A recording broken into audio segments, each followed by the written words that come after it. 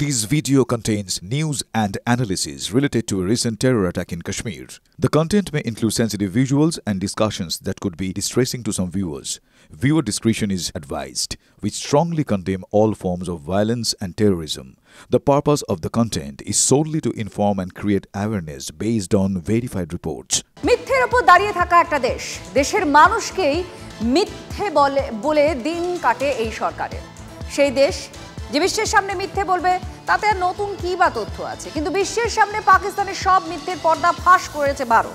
UEN Jaipur is a perfect target for prospective students aspiring for good jobs, good education with future-ready skills. একাধিকবার, আর শনিবারও সেটা করেছে ভারত। ভারতের সঙ্গে এঁটে উঠতে না পেরে একের পর এক মিথ্যে ছড়িয়ে দেওয়ার চেষ্টা করেছিল শেহবাজ শরীফরা। ভারত এবার মিথ্যেটা শুধু তুলেই ধরলো না, তাদের মুখোশটাই শুধু টেনে খুলে দিল না, সত্যি যেটা সেটাও তুলে ধরলো। আর যে সত্যি পাকিস্তানের কাটা ঘায়ে দিল নুনের ছিটে।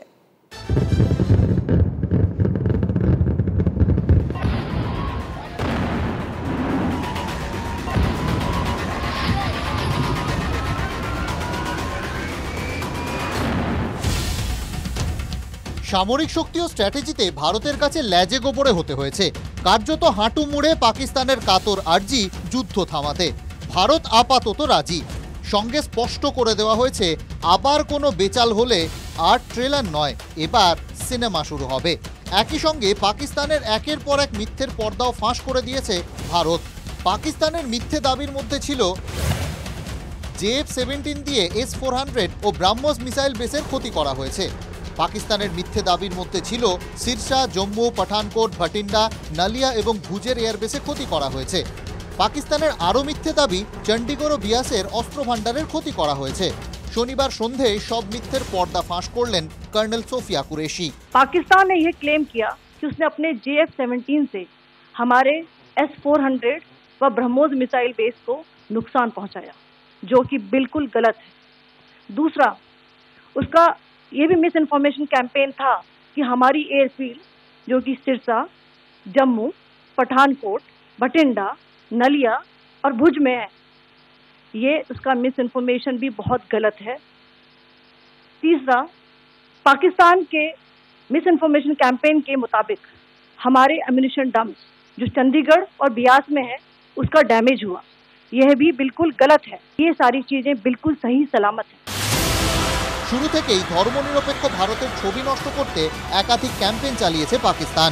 এদিন পাকিস্তানের সেই কুকৌশলের জবাবটাও দিলেন উইং কমান্ডার ভূমিকা Singh. Pakistan has been spreading fabricated allegations that the Indian armed forces have targeted mosques. Let us make this very clear here that India is a secular nation and the Indian armed forces are a reflection of our constitutional values. We hold every place of worship of all faiths in the highest regard. Our operations have been aimed exclusively at terrorist camps and facilities being used for anti-India activities. পাকিস্তানের মিথ্যে ফাঁস করার পাশাপাশি ভারতের দুদিনের ধাক্কায় পাকিস্তানের যে কি ল্যাজে গোবরে অবস্থা হয়েছে সেটাও সবার সামনে নিয়ে এসেছে ভারত। इंडियन आर्म फोर्सेस ने पाकिस्तान को बहुत भारी नुकसान पहुंचाया, उनके मिलिट्री इंफ्रास्ट्रक्चर्स को, चाहे वो लैंड एसेट्स हो या फिर उनके एयर एसेट्स।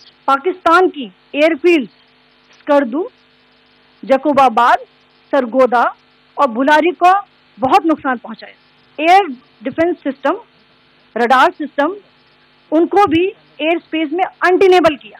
पाकिस्तान के command and control, logistic installations और उनके मिलिट्री इंफ्रास्ट्रक्चर, मिलिट्री पर्सनल का इतना भारी नुकसान हुआ कि पाकिस्तान की ऑफेंसिव व डिफेंसिव कैपेबिलिटी को नष्ट कर दिया गया। দুদিনের ট্রেলার দেখিয়েছে ভারত, আর তাতেই পাকিস্তান তল খুঁজে পাচ্ছে না। সব মিথ্যে ফাঁস, ফাঁকা আওয়াজ ফাঁস, সামরিক শক্তির করুণ দশাও ফাঁস। আর কোথায় মুখ লুকোবে Pakistan? Bureau report, TV9 Bangla. লাহোরের এয়ার ডিফেন্স সিস্টেম বৃহস্পতিবারই গুড়িয়ে দিয়েছিল ভারত। রক্ষণ ভেঙে খান খান হয়ে যায় পাকিস্তানের। শুক্রবার রাতে পরের ধাপটায় সেরে ফেলল ভারতীয় বায়ুসেনা। ভাঙা ডিফেন্সের সুযোগ নিয়ে একের পর এক গোল করল ভারত। পাকিস্তানের অন্তত 8 8টা বায়ুসেনা ঘাঁটি সেখানেই প্রত্যাঘাত করেছে ভারত। আর সেই ছবি দেখে মাথায় হাত পাকিস্তান নাগরিকদের। নাগালি পেল না পাকিস্তানের চীনা ডিফেন্স। বৃহস্পতিবার সকাল পাকিস্তানের মাটিতে একের পর এক ড্রোনে প্রত্যাঘাত ভারতের।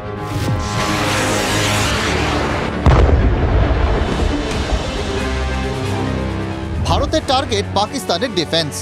লাহোরের এয়ার ডিফেন্স সিস্টেম ধ্বংস। পাকিস্তানের একাধিক এয়ার ডিফেন্স রেডারকেও টার্গেট করা হয়, স্বীকার করে নেয় পাকিস্তান সেনাও।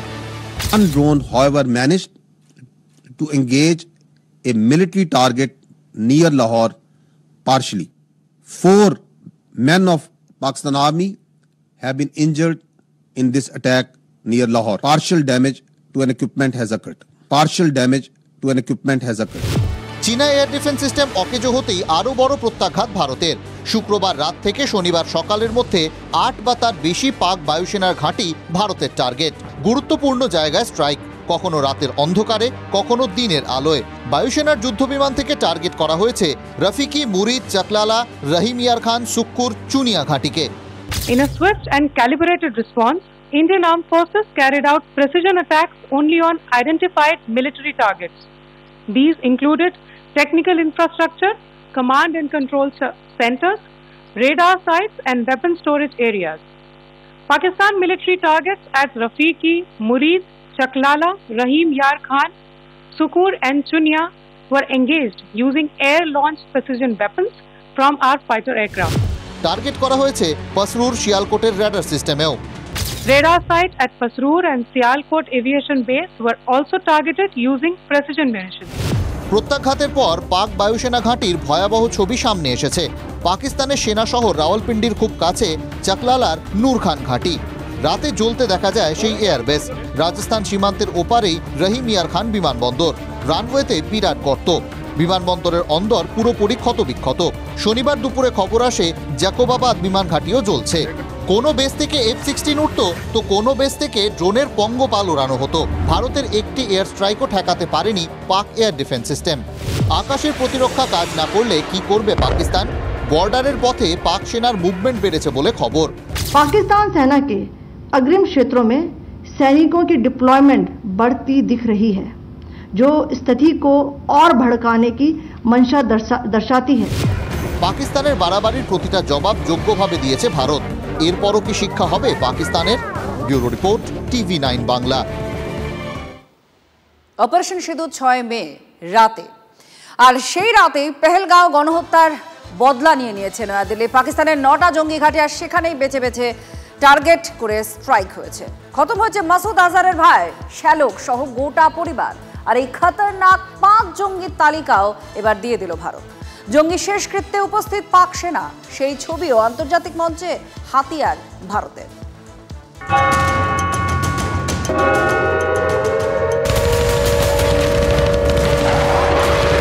6 মে গভীর রাত, আচমকা 9 জঙ্গি ঘাঁটিতে প্রত্যাঘাত ভারতীয় বায়ুসেনার। মুহূর্তে ধ্বংস লাহোর লাগোয়া মুরিদকে ঘাঁটি, লস্করে তাইবার উইং মার্কাজে তৈবার ঘাঁটি। নিহত খতরনাক জঙ্গি আবু জুন্দাল ওরফে মুদাসসর খাদিয়া খাস। মুরিদকের মার্কাজ তৈবার দায়িত্বে ছিল আবু। নিহত আবুকে গার্ড অফ অনার দেয় পাক আর্মি। কফিনে ফুল চড়ান পাক সেনাপ্রধান ও পাঞ্জাবের মুখ্যমন্ত্রী। শেষকৃত্যের দায়িত্বে ছিল কুখ্যাত জঙ্গি নেতা হাফিজ আব্দুল রফ। শেষকৃত্যে ছিলেন পাক সেনার লেফটেন্যান্ট জেনারেল ও পাঞ্জাব পুলিশের আইজি। বহালপুরের মার্কাজ সুবহান আল্লাহতেও এয়ার স্ট্রাইক করে ভারত। জৈশে মোহাম্মদের জঙ্গি তৈরি স্কুল গুড়িয়ে দেয় বায়ুসেনার মিসাইল। এখানেই খতম হাফিজ মোহাম্মদ জামিল, পরিচয় মাসুদ আজহারের সবচেয়ে ছোট শালক। বাহাবালপুরের মার্কাজ সুবহান আল্লাহর দায়িত্বে থাকা হাফিজি তরুণদের জঙ্গি তৈরি করত। জৈশের হয়ে টাকা তোলার দায়িত্বেও ছিল। বাহাবালপুরের মসজিদের স্ট্রাইকে 10 জনের বেশি পরিজনকে হারিয়েছে মাসুদ আজহার। হাফিজের মতো মাসুদের আরেক শ্যালকও খতম ওই এক স্ট্রাইকেই। নাম মোহাম্মদ ইউসুফ আজহার ওরফে উস্তাদজি ওরফে মোহাম্মদ সেলিম ওরফে ঘোষি সাহেব। জৈশের অস্ত্র অনুশীলনের দায়িত্বে ছিল। জম্মু কাশ্মীরে বেশ কিছু সন্ত্রাসবাদী হামলার নেপথ্যে। কান্দাহারের সেই IC 814 অপহরণ মামলার ওয়ান্টেড। লস্করের খালিদ ওরফে আবু আকাশা জৈশে মোহাম্মদের মোহাম্মদ হাসান খানকেও নিকেশ করেছে ভারতীয় মিসাইল। দূর থেকে হলেও নিখুঁত নিশানা, জঙ্গিদের কোমর ভেঙে জবাব ভারতের। পেহেলগাঁও হামলার যোগ্য জবাব। সন্ত্রাসবাদের টুটি টিপে মার। Bureau report, TV9 Bangla.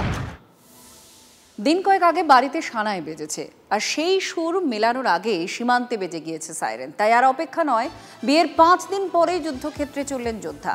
স্টেশনে ছাড়তে এসে আবেগ সামলাতে পারলেন না নববিবাহিতা স্ত্রী। বিদায় জানানোর আগে বললেন তার সিঁদুর এখন দেশের নামে।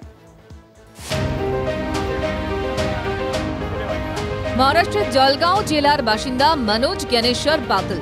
সত্য বিয়ে হয়েছে ভারতীয় সেনার এই জওয়ানের। মধুচন্দ্রিমা অনেক দূর। বিয়ের 5 দিন পরেই বাড়ি ছাড়লেন দেশের জন্য। দেশের জন্য নিবেদিত প্রাণ, চরিত্রের দৃঢ়তা, মনের সংকল্প। তাই চোখের জল চাপা পড়ছে মনের জেদে। হার মানবেই পাকিস্তান। 5ই মে জামিনীর সঙ্গে 4 হাত এক হয় মনোজের। সীমান্তে তখন লাগাতার গোলা ছুটছে শত্রুপক্ষ। এই অবস্থায় কি আর ঘরে বসে থাকতে পারেন দেশের বীর জওয়ান? উত্তপ্ত এই আবহে মনোজকে ঘরে বেঁধে রাখতে চাননি পরিবারের কেউই। তাই যুদ্ধে চললেন যোদ্ধা বিয়ের 5 দিন পরে।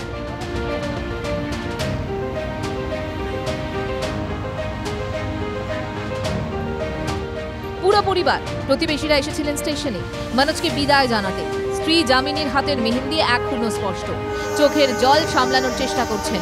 ট্রেন ছাড়ার আগে स्टेशने दाঁড়িয়ে स्त्री बोललेन तार सिंदूर देशेर नामे। मला खूप अभिमान आहे, माझे मिस्टर बॉर्डरवर चालले। आज आमच्या सत्यनारायणची पूजा होती, तरी मी त्यांना सपोर्ट करते, जावं असं। देशाचं संरक्षण महत्त्वाचं वाटतंय तुम्हाला? हो, देशासाठी जावं असं। সবকিছুর আগে দেশ। এই দেশ জওয়ানের কাছে মা। তাই বীর জওয়ানকে হাসি মুখেই বিদায় জানালেন সকলে। দূরে দাঁড়িয়ে সজল চোখে ভালোবাসার মানুষকে প্রাণ ভরে দেখে নিচ্ছেন নববধূ। Bureau report, TV9 Bangla.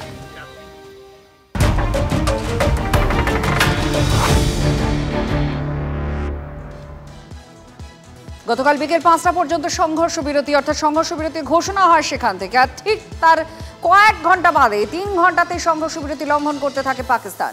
LOC বরাবর 11টি জায়গায় সংঘর্ষ বিরতি লঙ্ঘন। ইসলামাবাদে লাগাতার তারা গুলি চালাতে থাকে, গোলাগুলি বর্ষণ হয়, ড্রোন পাঠায়। শ্রীনগরে ড্রোন হানার চেষ্টা পাকিস্তানের সন্দেহ গড়াতেই জম্মুর আকাশেও ঝাঁকে ঝাঁকে ড্রোন। পাক ড্রোনগুলোকে ধ্বংস করেছে ভারতীয় এয়ার ডিফেন্স সিস্টেম।